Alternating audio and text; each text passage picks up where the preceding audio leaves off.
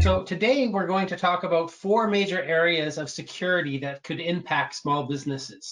These are going to boil down to the importance of multi-factor authentication, which we're going to get into, backing up your business's data, ransomware, which we're going to cover, and finally, while not directly security related, is security adjacent, and that is email and branding.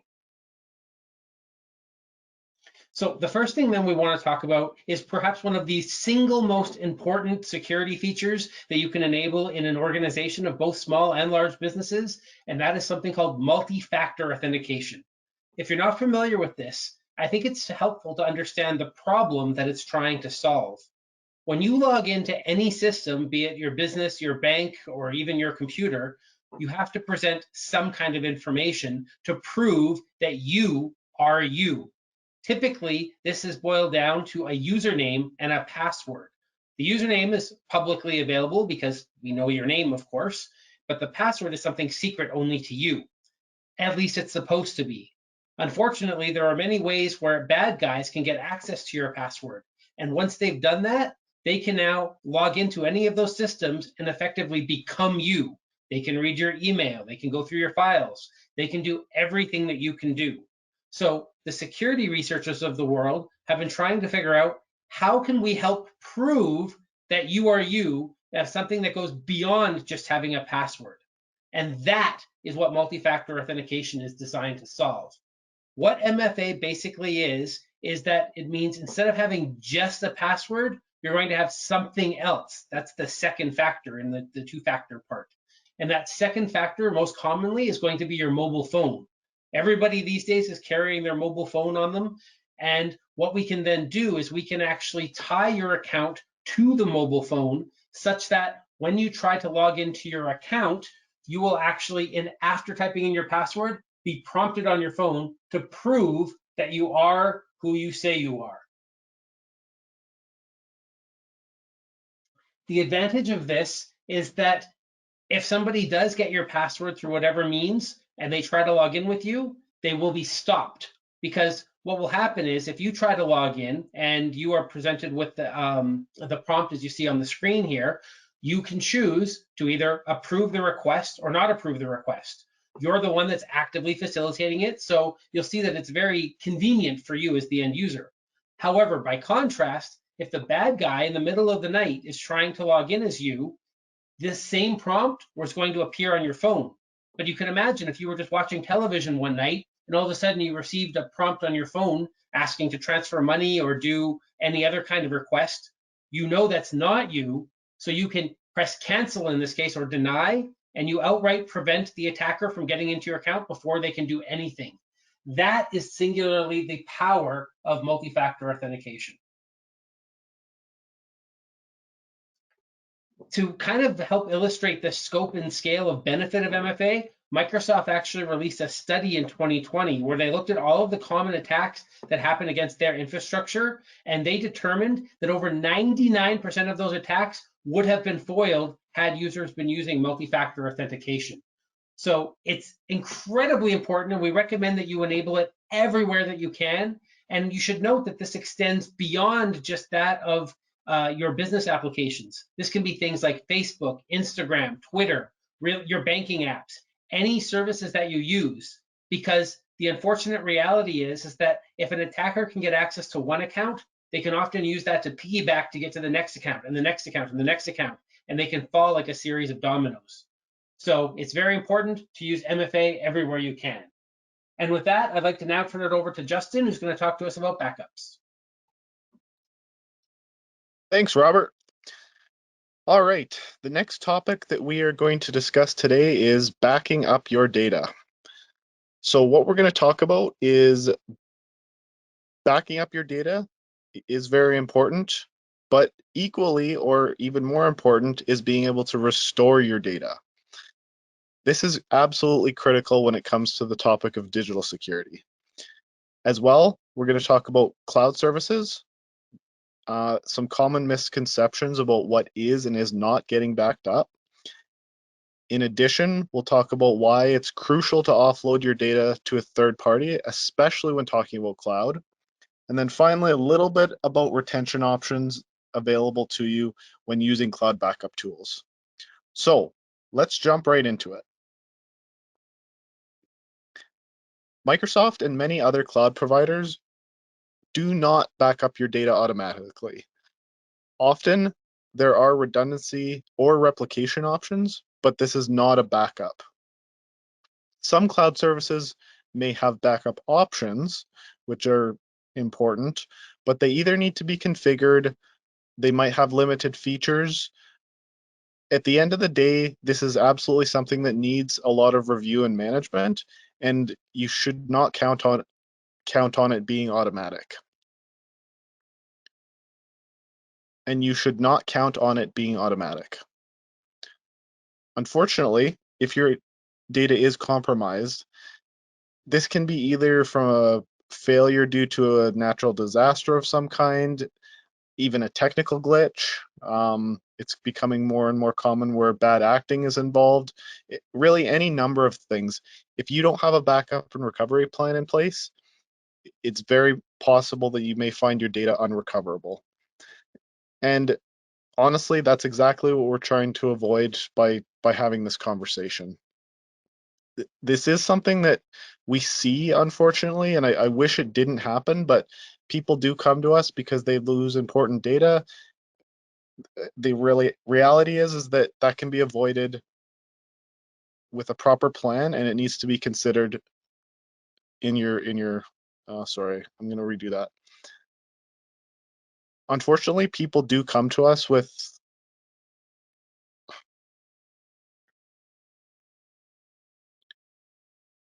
this is something that I wish didn't happen, and I wish people didn't have to come to us because they lost important data. But the reality is that is something that needs to be considered and absolutely planned for. So you might be asking, what can I do? That brings me to my next slide.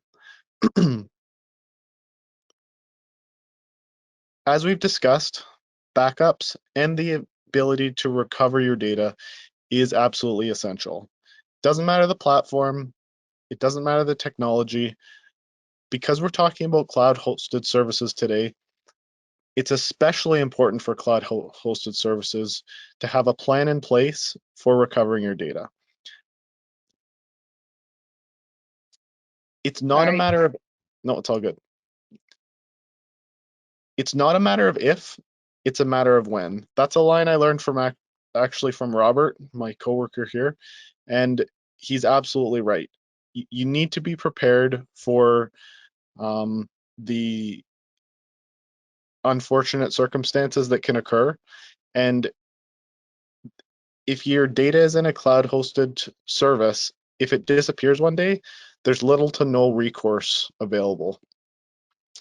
Thankfully, there are third-party services which are fully featured and really do provide great protection. One feature that I would like to mention is, for example, Microsoft services can be backed up to another cloud ecosystem such as Amazon or even on-premise storage. That is an important note because all of these different features require proper planning and design, but it really is important to have a data recovery plan in place to ensure you're fully protected.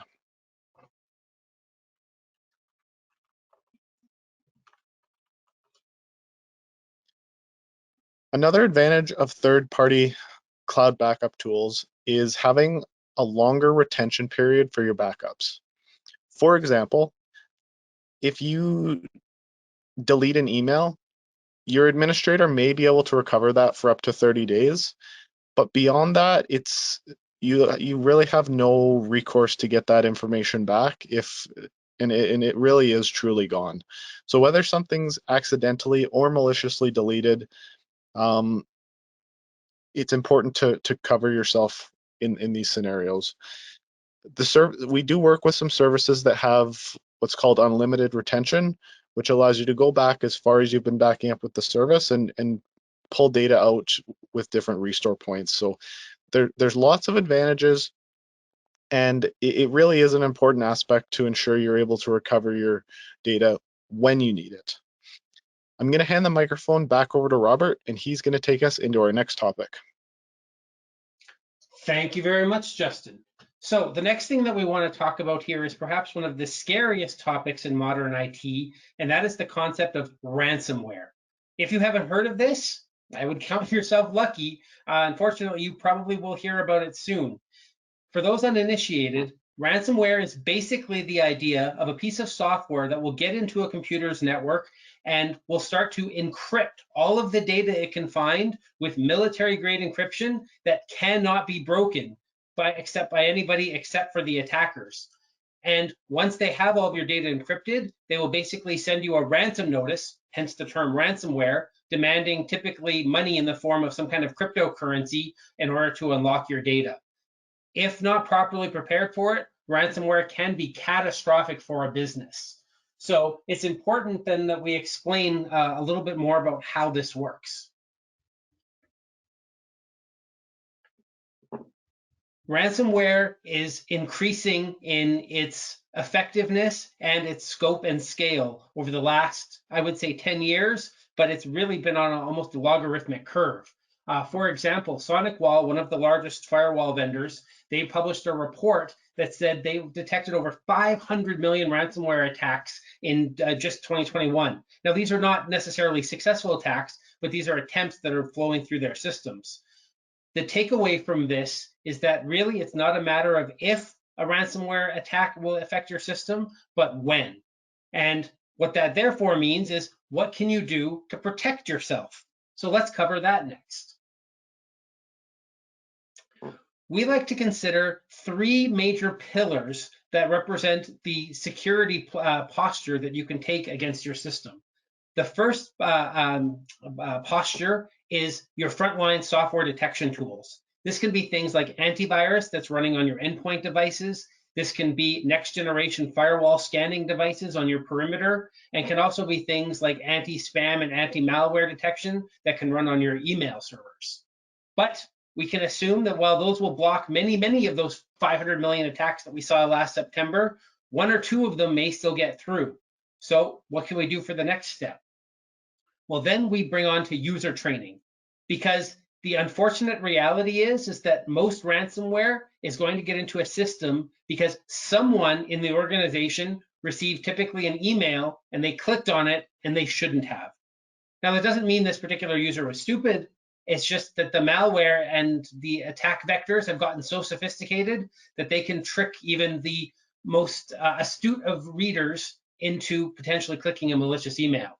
So what we recommend doing is running regular security drills with your users and staff, such that they will actually be sent intentionally malicious emails, but instead of come from the bad guys, will actually come from us. And what happens is, should the user actually click on one, rather than doing anything nefarious, we'll actually report to management that the user had clicked this link, and then we know that we can provide them additional training. And we do also offer training courses and other materials and even certifications to present to your users. So having all of that in place, that can probably block that last couple of messages that software detection tools didn't catch. But unfortunately, one or two may slip through both of those lines of defenses. And in that unfortunate reality, then your system is going to be hit by ransomware. So what do you do then? This is where backups become incredibly important. But it's important to note that unlike, say, in previous eras of IT, it's not enough just to have a backup, because many ransomware programs know that if you have a backup, you will just restore that and you won't give them any money. So they will actively seek out and find your backups on the network and either encrypt them or delete them outright. So what can you do to prevent that? You need to create what is called air-gapped or off-site backups. These are basically immutable backups that exist in a write-only capacity, so that even if a malicious ransomware, malicious employee, really anything, no one is able to get to those backups. The other thing to consider here is it's important to also have multiple retention points on those backups. What that means is you don't just want the backup from last night only, because ransomware likewise knows that if you're just going to restore from backup, they won't get any money. So some ransomware will actually intentionally sit in the network for a few days before it actually strikes. So that would mean if you restore from most recent backup, the ransomware is still in there. So you need to be able to restore back to several points before that.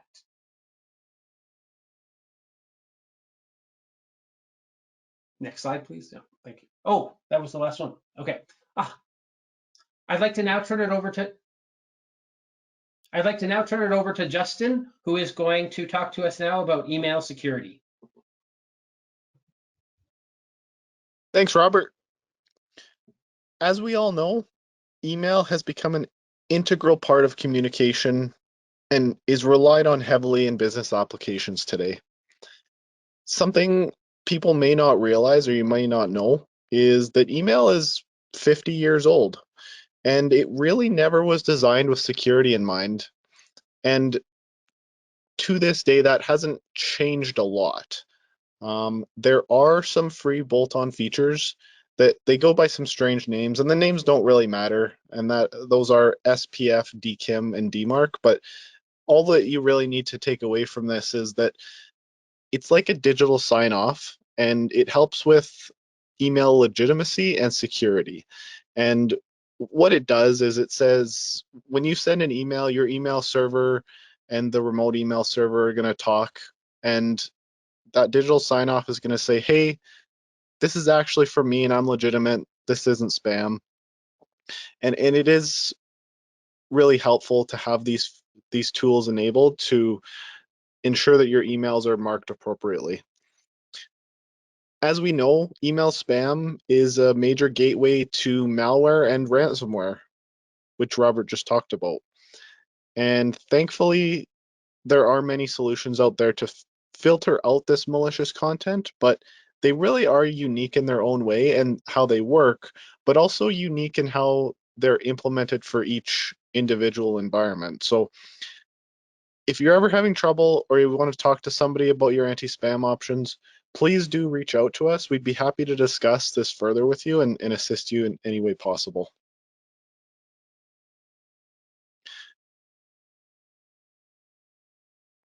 Now, the last thing I'm going to talk to you about today is signature management. Although it's not directly related to security, it is important to branding. And like Robert said at the beginning of this webinar, it is security adjacent. I'm going to throw out an example. Let's say somebody emails you and you just need to follow up with a quick phone call or find their website for some additional information, and they don't have an email signature. That can make it a little bit difficult, or ultimately what we're trying to avoid here is frustration, because if I'm trying to find a phone number or I'm trying to find your website and it's not easy to find, I might lose interest or get frustrated. If we flip that around, that's the last thing you want, is to make a customer frustrated with you or your services, right? So if you have an email signature, you can make sure to provide that information right in front of your customer's eyes as they need it, which arguably is going to provide a lot of value. We do work with some awesome products, and there's some really great tools available to make managing signatures across your entire organization very simple and painless. These tools allow uniform signatures across all your platforms, all of your devices, and for all of your users. So it doesn't matter if they're using Outlook, webmail, mobile apps. It's consistent across all those platforms, and it gives, again, it gives your customers the information that you want them to have and that they need to see, which again provides a lot of value. All right, I'm going to pass this back over to Robert, and he's going to take us over the finish line. Excellent. Thank you very much, Justin. So we've covered a lot of high-level concepts today, but we wanted to make sure that we left you with something more actionable that you can take away if you are doing IT for your own business, or if you are managing a company and you have someone doing IT. We want to make sure that you have questions that you can make sure that you know to ask to make sure that you're properly securing your environment. So let's go over the 7 topics that we've come up with right now. The first one is, as we talked about, is do you have multi-factor authentication basically enabled on every service that supports it? Email, banking, login, RDP, anything that basically you have your users accessing. Second, do you have offsite air-gap backups? And again, this is crucial, with multiple restore points for any business critical data. 3, have you deployed some kind of antivirus or anti-spam solution for all of your endpoints? And as well, I would also add on your perimeter devices. 4, are you happy with your current anti-spam solution? If you're not, certainly let us know at DMS Tech, and we'd be happy to discuss some alternatives. 5, do your users currently receive regular security training on how to respond to malicious emails? 6, have you enabled SPF, DMARC, and DKIM, those email security technologies? Remember, they're free to add. And finally, 7, have you implemented some kind of centralized signature management solution just to make sure that all of your signatures are uniform across your company? And with that, we'd like to bring it down to close this course off. But before we do, there's one final thing we'd like to leave you with. If you ever find yourself in a situation where you have to send information, secure information, primarily passwords, over a public venue such as the email, you hopefully know that you do not want to send that information in plain text, because that information will sit in your email and the recipient's email potentially forever. So how can you send secure information such as passwords? Well, we have the solution, and the answer is on the site, on your screen right now. That is isafesend.com. This is a free service that DMS Tech offers that allows anyone to be able to securely send information over email. And here's basically how it works. You go to isafesend.com and you're presented with that text box you see on the screen above. The idea is you would now enter the password that you want to send securely, but crucially, you do not include the URL or the username. So it's really just a password without any context. Then you press generate link, and you will be given a one-time link to be able to view that password. You then send that link in your email along with the username and the URL for what it's intended for. When the recipient receives it, they will click the link and they will get to view that password exactly once, at which point it is permanently deleted.